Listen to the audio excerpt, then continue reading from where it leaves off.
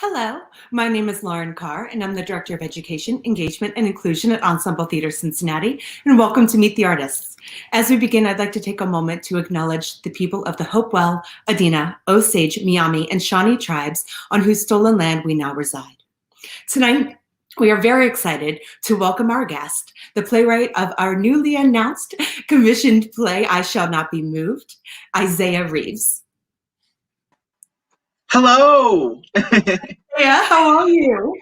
I'm wonderful, and I'm happy to be here. How are you? I am so good. Now that I'm seeing you, it's amazing. So much has happened since you were joined us last in June of 2020. So what is new with you, my friend? I Shall Not Be Moved. Isn't that exciting? I'm so hyped and excited about this. This is a dream come true. So much has changed in my life since the last time we spoke. I am in Iowa, in grad school, second semester, first year almost finished. And when we talked last, I was getting ready to go. So it's been a transformative time, a transformative era in my life. And I'm just so honored and enthused and just ready to go. Well, we are as well. We are so excited. For those of you who are watching, this past week, we were so lucky at Ensemble Theater to be able to announce that we have commissioned a play from Isaiah based on the life of his grandmother.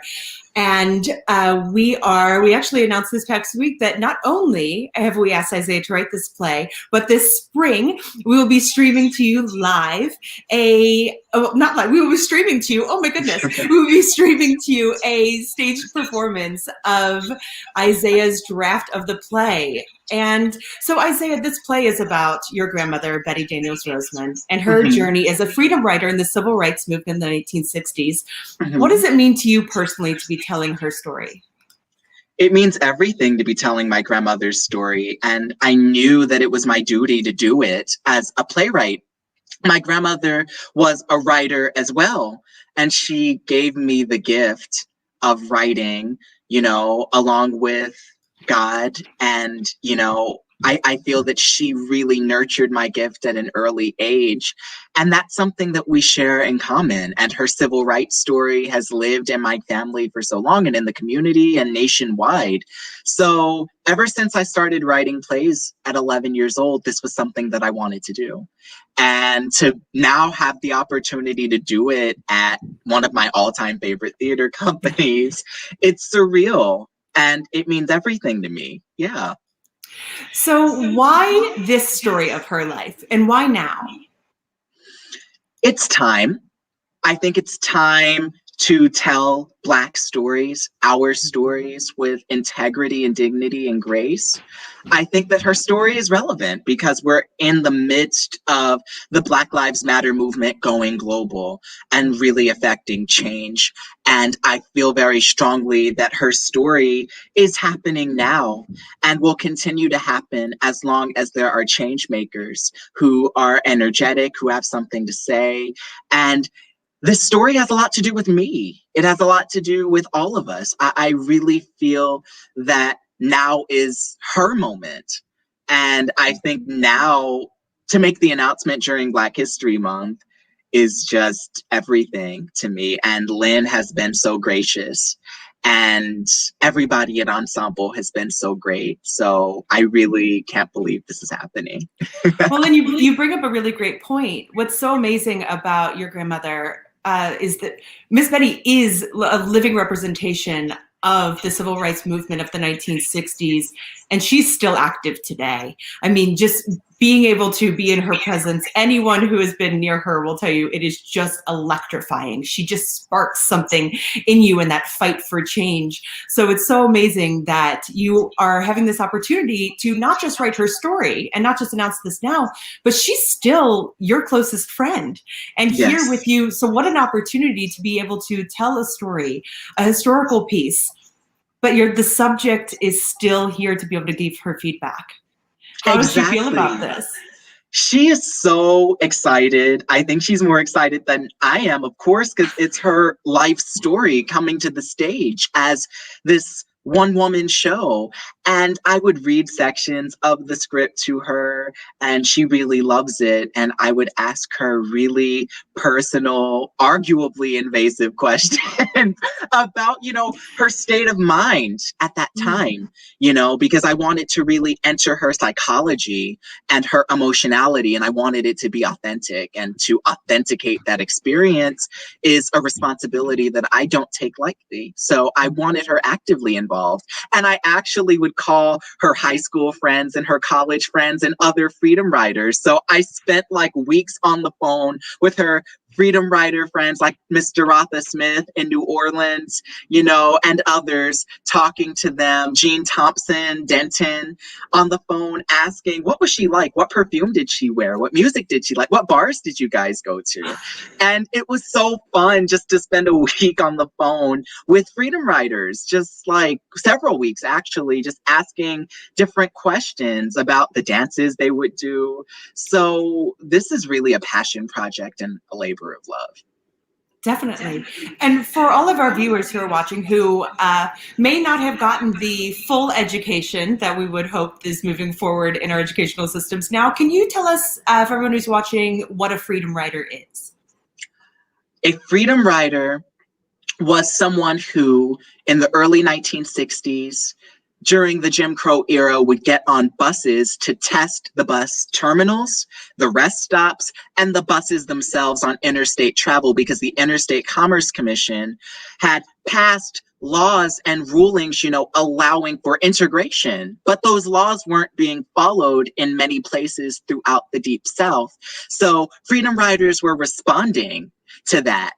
And they also did work in their own communities, everything from voter registration to picketing. And it was multi-platform work. And their focus was interstate travel, but they did a number of different things. And they were very active in the early 60s, particularly during the Kennedy administration. They were victims of violence. They were targeted by a number of individuals who did not agree with Black people being human. And many people still don't agree with Black people being human. And I feel that they are our unsung heroes, because I never feel that they got the credit. I didn't read about them in a history book. I only learned this history from my grandmother. And in our education system, that's absolutely positively unacceptable. I shouldn't have only learned about this through my grandmother and family friends. I should have learned about it in the classroom. So to bring this story to life, and the fact that ETC is doing this work, it really is thrilling to me to be a part of that.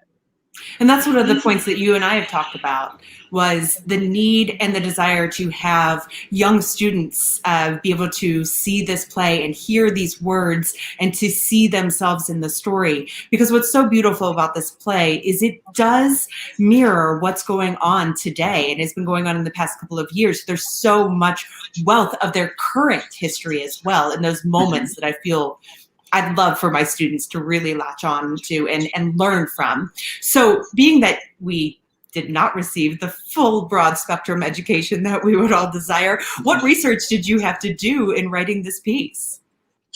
I read my grandmother's old journals. I listened to her speeches again and really asked her, because she was sitting right there, staying with us during the pandemic. So I got to ask her, what was it like meeting Reverend Dr. Martin Luther King? What was it like to know Stokely Carmichael? All of these people John Lewis, it was really incredible to just have that history right there in front of you to talk about intimately, on a human level, on a human scale, not this big thing that's far removed from you, but in your own house talking about these things, and also talking to other freedom writers. Because when I was little, I made a documentary in school about the freedom rides that went to National History Day. So I had a lot of information, a lot of primary and secondary sources. I grew up having to read this history. So I knew a lot going in as far as the logistical research, but newspaper records, I found the articles that were written up because my grandmother and the other freedom writers got national coverage. And that was really exciting to go into archives and really do that work, that research, that in-depth thing that you do when you're doing a true research project. And that was one of the great joys of the process. What an amazing gift to have her journals. It's such an incredible gift to have her with you during the pandemic as you're writing this, but also to have her writings of her feelings at the time. What just absolutely extraordinary. So, curious to see, it's amazing. You are the same age now that your grandmother was in the story that's written in the play. So what was the process that you used to capture that authentic voice? Oh my goodness. Well, I would call my friends on the phone, all of whom are young Black women, and I would read it to them, and I would intermingle like the truth of their experience, which is very fresh, and my grandmother's experience, just to see what that relationship was, what they had in common. And I would use some of my own feelings of going to the club. My grandmother is going to be 82 years old in May, but she went to the club and, did her thing and had fun and was drinking and doing all of these things that I do and that we do. She's a human being. And I think that looking at her not as my grandmother, but as this young, energetic, vibrant woman that she still is, but going back in time was really great and expanded my view of her in a meaningful way. And that just made me really, really feel fulfilled and happy and closer to her, which I didn't know was possible because we've been close all my life, but to be even closer was a gift. Well, for those of you who are joining us now, we are talking with playwright Isaiah Reaves, whose new play, I Shall Not Be Moved, the story of Betty Daniels Roseman, will be streaming on ETC On Demand this spring in late April. Isaiah, so give us a little bit of background for those who are watching. Your grandmother's life. She was born in New Orleans, correct? She was actually born in Magnolia, Mississippi, and raised in New Orleans, and had a really, really fascinating life. Her father was a laborer. Her mother worked at a bank, but also wrote for a local Black newspaper, which the writing in my family goes all the way back. And that's a picture of my grandmother on the far left. Or the far right. I think the screen is off, but she's wearing black, and all of her siblings and her mother. But the writing goes back because her mother also was a writer, and my grandmother started writing poetry and was very active in school and very involved. She wrote Langston Hughes in 8th grade, and he responded, and that's in the play. So I won't give that story all the way away.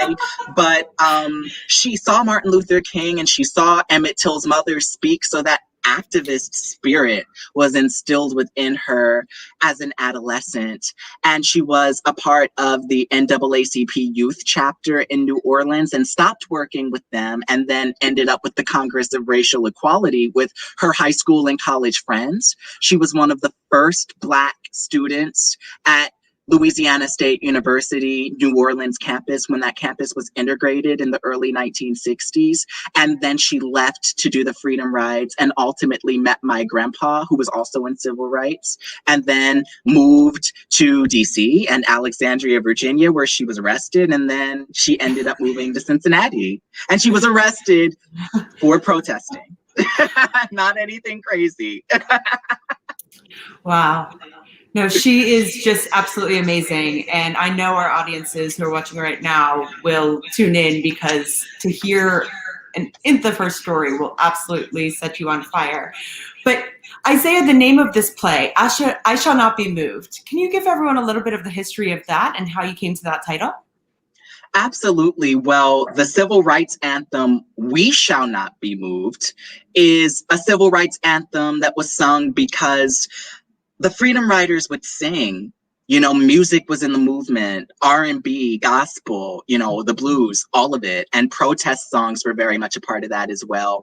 And We Shall Not Be Moved was a statement.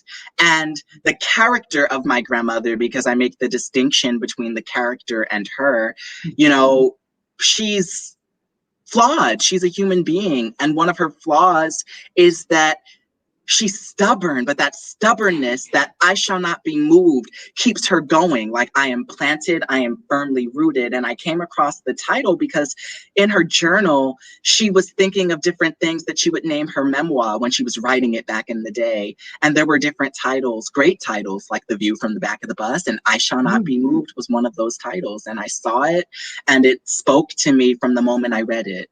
And I was just like, wow, what an incredible title, because it's about the character and my grandmother, but it's also about the movement. So it's multifaceted in that way. That's amazing.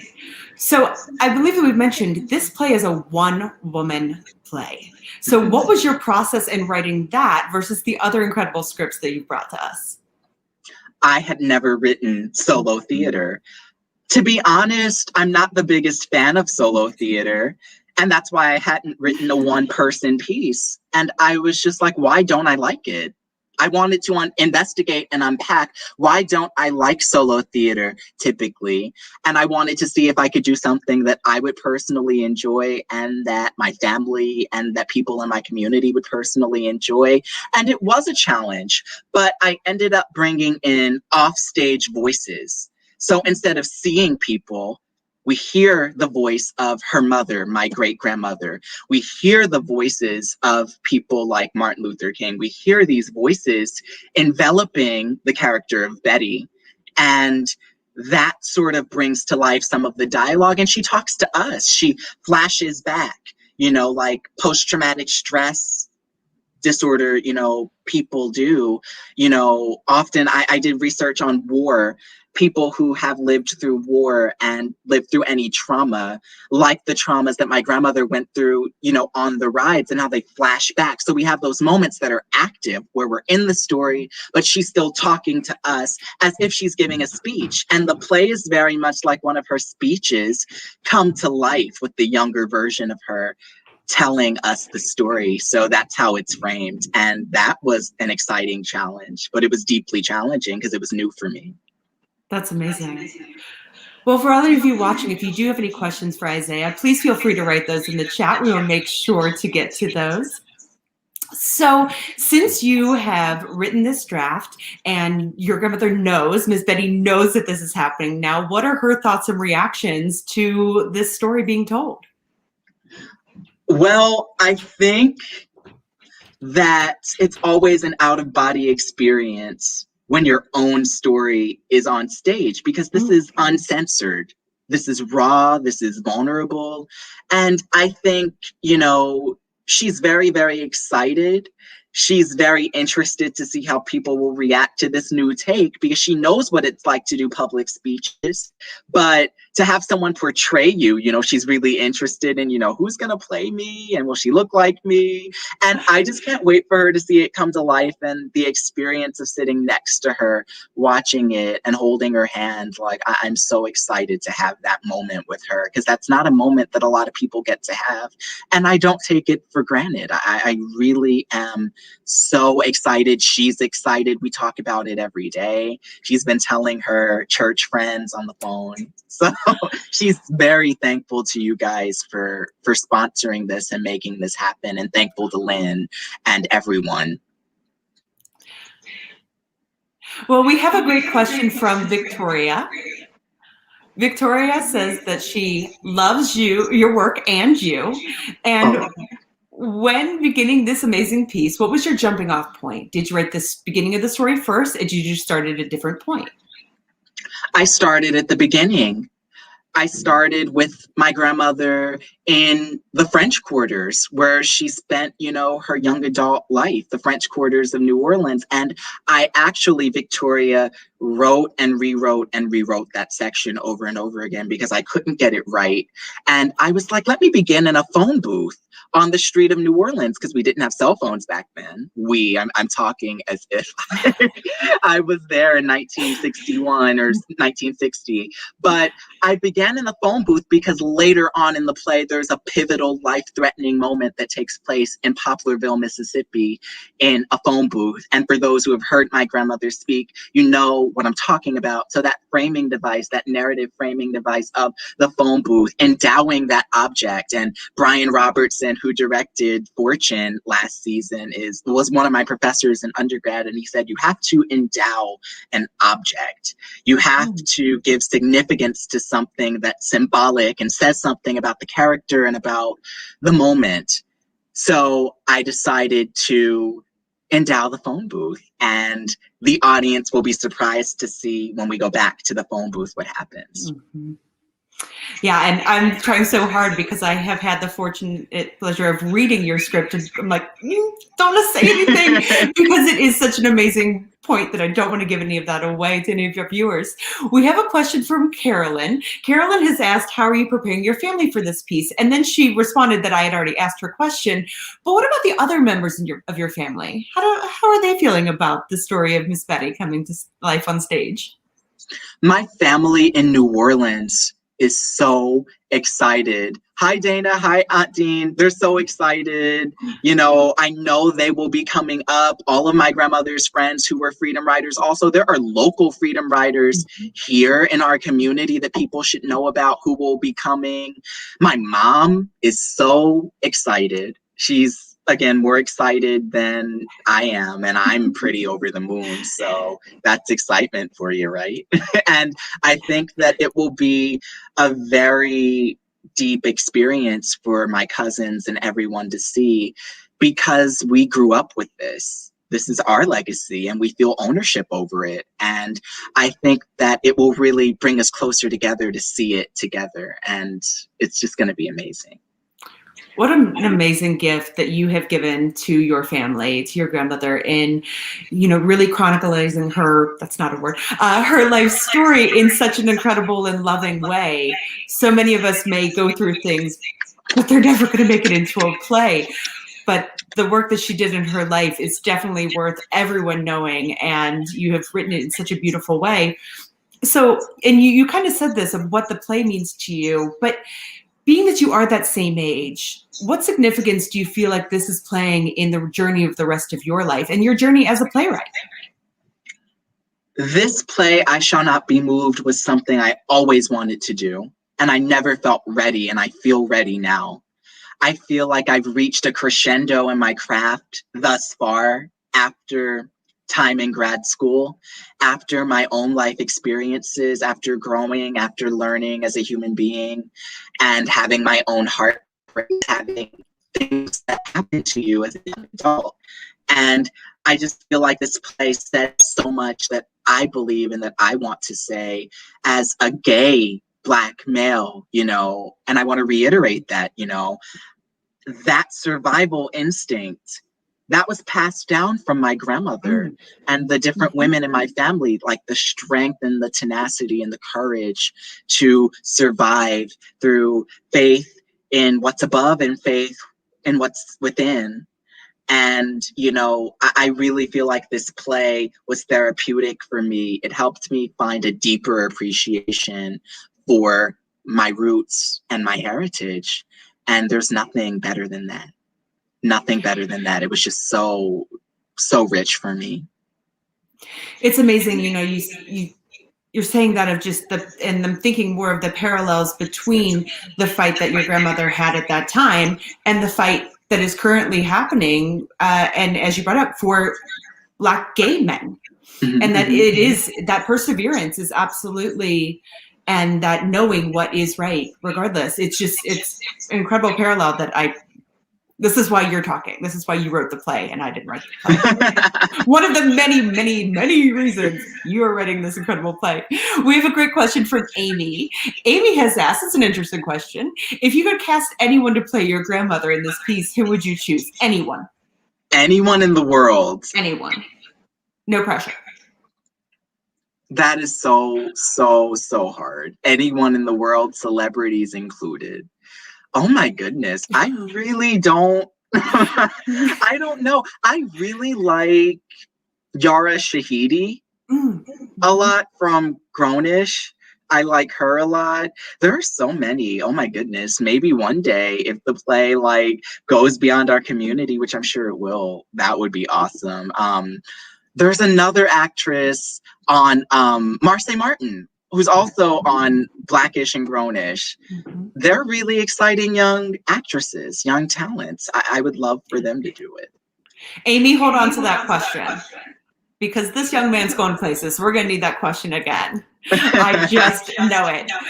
So as our audiences are now getting very excited to see this, the end of April, the beginning of May, we're very excited to be streaming that reading of the draft. What is it that you would like the viewers at that point, right? They'll be hearing and seeing it come to life, your words on our very small, amazing screens into our homes. What's the thing that you would like them to take away from seeing this piece?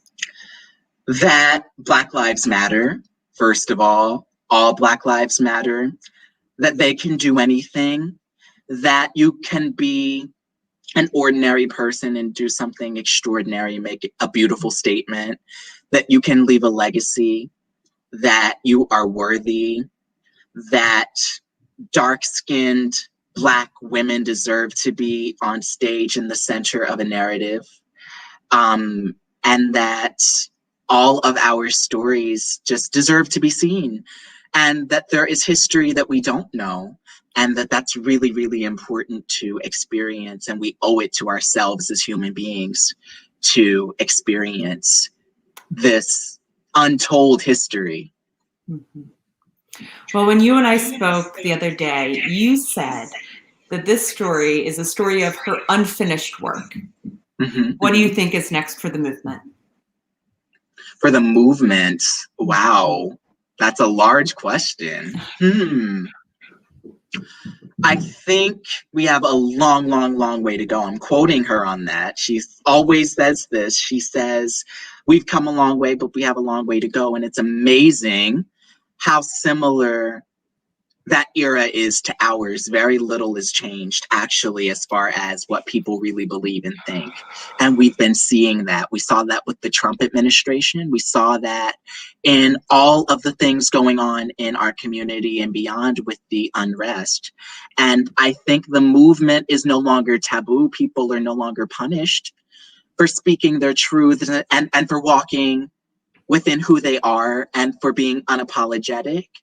I think that we're doing away with respectability politics and saying no more. We are going to be heard by any means necessary. And we're going to organize on social media. We're going to take to the streets and we're going to inspire people. And we're not going to pit one movement against the other.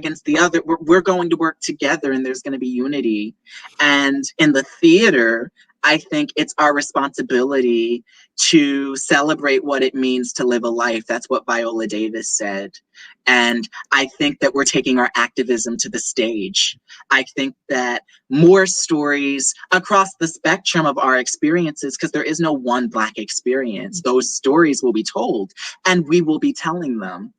And that will be a beautiful day. And it's already here. And I think people should get used to that. You are absolutely amazing. For all of you who are watching, please follow Isaiah's work. Read his plays on New Play Exchange. Go to his website. Follow him on Instagram. It is absolutely worth it.